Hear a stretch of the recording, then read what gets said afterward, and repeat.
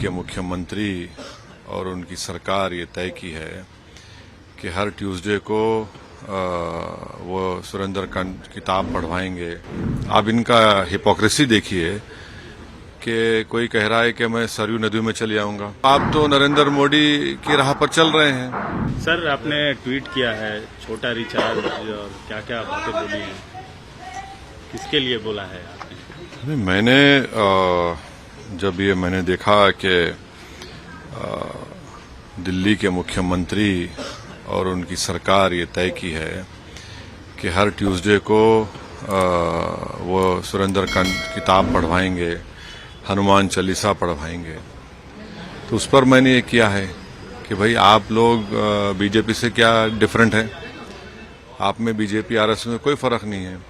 आप इनका हिपोक्रेसी देखिए कि कोई कह रहा है कि मैं सरयू नदी में चले आऊंगा, कोई कह रहा है कि राष्ट्रपति को नासिक आया जाए, कोई कह रहा है कि ये पाठ पढ़ाया जाएगा शिक्षा सेंटर में और जहां पर अस्पताल में पढ़ाया जाएगा।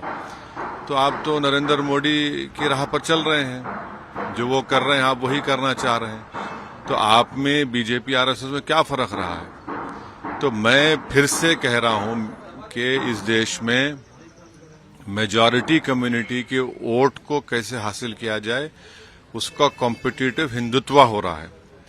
और मैं इस देश के मुसलमानों से अपील कर रहा हूं कि आप लोग देखिए ये जो खेल हो रहा है इसमें क्या हो रहा है बताइए। कॉम्पिटिटिव हिंदुत्व की पॉलिटिक्स को अपनाया जा रहा है।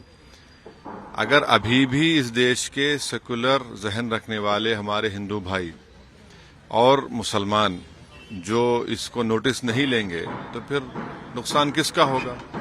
भाई आपको शिकायत मुझसे होगी, बताइए इस पर क्या बोलेंगे आप?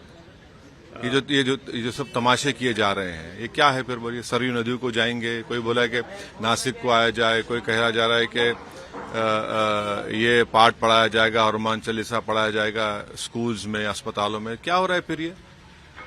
क्या ये कॉम्पिटिटिव हिंदुत्व नहीं है? क्या ये मेजॉरिटी कम्युनिटी के वोट को हासिल करने की पूरी कोशिशें नहीं की जा रही हैं?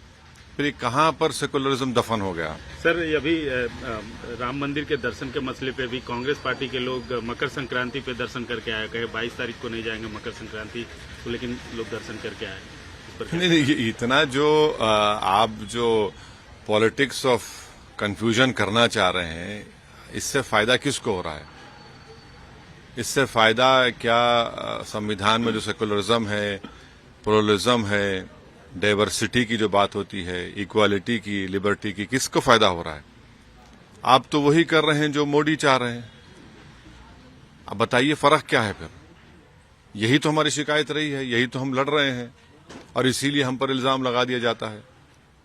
भाई आप सरयू नदी को जाएंगे, कोई कहता है वहां नहीं जाएंगे, कोई राष्ट्रपति कह रहा है कि नासिक आ जाइए, कोई कह रहा है कि दिल्ली के स्कूल अस्पतालों में हम हनुमान चालीसा और ये कर देंगे। तो फिर फर्क क्या बचा है आप में?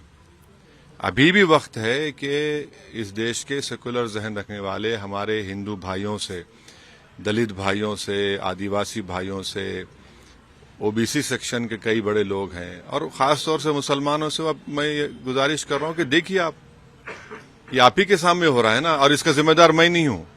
सर, राहुल गांधी एक नई यात्रा शुरू कर रहे हैं, उस पर चलिए वो निकले हैं तो अब देखिए क्या होता है। तेलंगाना में सरकार बना ली, तेलंगाना भी आज पे यात्रा करके गए थे।